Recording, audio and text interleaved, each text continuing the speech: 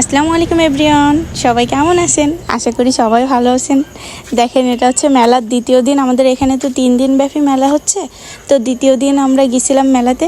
প্রথম দিনের থেকে দ্বিতীয় দিন বেশি মজা হয়েছিল।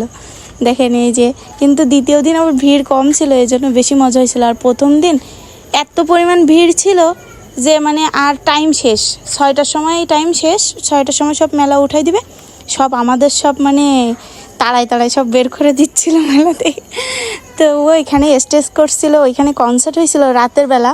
আমি রাতের বেলাও গিয়েছিলাম আপনাদের ভাইয়ের সাথে। রাতের বেলা যে একটু নাচ, তারপর একটু গান শুনে আসছিলাম, তাড়াতাড়ি যেয়ে চলে আসছিলাম, একটু মিষ্টি পান খেয়ে চলে আসছিলাম। তো এখানে দেখেন একটু ঘোরাঘুরি করে তারপরে ক্ষুধা লাগছিল, তাই এই যে ফুচকা খাচ্ছিলাম। মানে মেয়েদের ফুচকা যে এত পছন্দ, কিন্তু আমাদের এখানকার ফুচকা যে এত বাজে, তা কীভাবে বলে বোঝাবো। আমাদের এখানকার ফুচকা একটুও ভালো না। ঢাকার ফুচকা সব থেকে মজা। ঢাকার যে মানে বাসায় তৈরি করা ফুচকা কি মানে ওটা বাসায় তৈরি করা, এটা দোকানের মানে এটা ফুচকাটা মোটে ভালোই না, কীভাবে বোঝাই আমি। কিন্তু ঢাকার ফুচকা তো কি টেস্ট, গালে স্বাদ জোড়ায় থাকে একদম। তো এখান থেকে ফুচকাটা নিয়েছিলাম। ফুচকাটা খাওয়ার পরে আমার কেমন জানি মনটা খারাপ হয়ে গেছিলো, ভালো লাগতেছিল না। পরে চটপটি নিয়েছিলাম, পরে চটপটিটা অনেক মজা ছিল। দেখেন ফুচকাটা কিভাবে তৈরি করতেছে। অনেক কিছুই কিন্তু দিছে ঢাকার মতোই, কিন্তু তারপরেও ঢাকারটা একটা অন্যরকম স্বাদ। ঢাকার টক পানিটা বেশি টেস্ট হয়, কিন্তু এখানকার টক পানিটা শুধু তেঁতুল গুলায় টক পানি।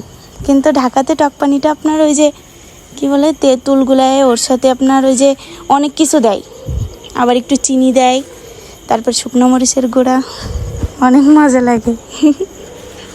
তো আমি এখানে খাচ্ছিলাম ফুচকা, এক মুখে না খাইলে মজা লাগে না। তারপরে এই যে চটপটি নিয়ে নিয়েছিলাম। চটপটিটা আমাদের এখানে মজা আছে, চটপটিটা তৈরি করা আর দেখাতে পারিনি। ফুচকা খাইতে খাইতে চটপটি তৈরি করা হয়ে গেছে। তারপরে এই দেখেন আমি খাচ্ছিলাম চটপটি। এই যে দেখেন আমার পিছনে আরেকটা জিনিস আছে, দাঁড়ান দেখাচ্ছি। পিছনে ওই যে ছোটোবেলায় ওই যে কুলফি মালাই খাইতাম না, ওই কুলফি মালাইগুলো।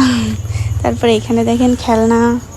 তারপরে ওই যে দেখেন কত সুন্দর নাগরদোলা ছিল, জানেন নাগরদোলায় উঠতে চাইছিলাম, কিন্তু আপনাদের ভাইয়া বলতেছে কি তুমি নাগরদোলায় উঠলে পড়ে যাবা, এই জন্য আর উঠতে পারিনি। তো এই যে এখন আমাদের ঘোরাঘুরি শেষ, এখন আমরা বাসায় চলে যাব। তো ঠিক আছে, ভালো থাকেন, আল্লাহ হাফেজ, আসসালামু আলাইকুম।